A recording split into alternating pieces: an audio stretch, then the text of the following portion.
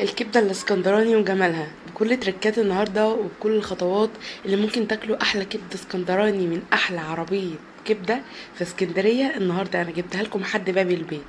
هنعمل مع بعض الكبدة الاسكندراني ونشوف خطواتها ايه، لان تركاتها بسيطة بس بتدي تيست عالي خالص لو مشيتي على نفس الخطوات اللي انا بعملها دي. اول حاجة هنعمل مع بعض البهارات بتاعة الكبدة. عبارة عن ايه؟ عبارة عن نص معلقة صغيرة من الكزبرة الناشفة، نص معلقة صغيرة من الكمون، وملح حسب الرغبة، مكعب مرق الدجاج، وكمان رشة فلفل أسمر. بخلط كل ده مع بعضه. ولو عندك الحاجات دي حبيبات يعني توابل صحيحة، تقدري تحمصيها مع بعض وتطحنيها، وهي دي توابل الكبدة الاسكندراني: كزبرة ناشفة، كمون، ملح وفلفل، ومكعب مرقة خضار او مرقة لحمة او مرقة دجاج. التلاتة بيدوا طعم حلو خالص. يلا بينا نعمل تتبيلة الكبدة.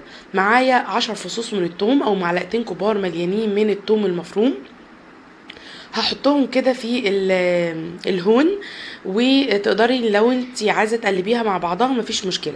معايا اتنين من الفلفل الحامي او الفلفل البارد. لو عايزاها سبايسي تقدري تستخدمي فلفل حامي.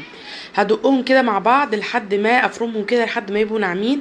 هنزل عليهم بمعلقه من الشطه الحمراء المفرومه، وربع فنجان من الخل، وليمونه كبيره واعصرها كده عليهم.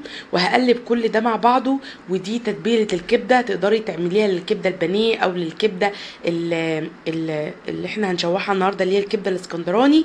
بتدي طعم الكبده في حته تانية خالص، وبتكون تتبيله مميزه. تمام. هجيب بقى الكبده بتاعتي، هي متقطعه مكعبات او شرايح زي ما انت عايزه، سلايزات كده. ما بغسلهاش خالص، بنقعها في ليمون، وبحطها في مصفى بتنزل كل المواد السامه او الريحه الوحشه اللي فيها. لكن لما بتنغسل الزفاره بتاعتها بتزيد. هجيب طاسه وهحط فيها حوالي ربع كوبايه من الزيت. الكبده ما بتتعملش غير في زيت فقط.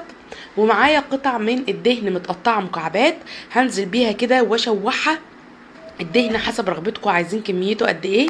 بشوحها كده لحد ما تاخد لون معايا بسيط.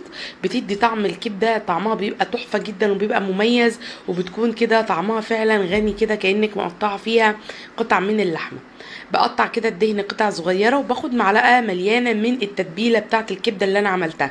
شايفين بقى بتغلي ازاي والريحه طالعه ما شاء الله عليها تحفه قوي. بقيت بقى التتبيله بحطها على الكبده وبقلبها كده، وبسيبها لمده 5 دقايق او 10 دقايق، او لو عايزه تتبليها قبلها بساعه مفيش مشكله. بعد ما بشوح الدهنه في معلقه من التتبيله، بركن كده الدهنه على جنب، وابدا ان انا انزل بالكبده بتاعتي ما بقلبهاش. ويا ريت تستخدمي طاسه او جريلا كبيره علشان تفردي فيها الكبده عشان تتشوح معاكي بكل سهوله، ما تبقاش فوق بعضها وتنزل ميه وتبقى مش حلوه. بعد كده ما بفردها ببديها بعد ما بتتشوح وتغير لونها، ببدا اقلب فيها، مش اول ما احطها بقلب فيها.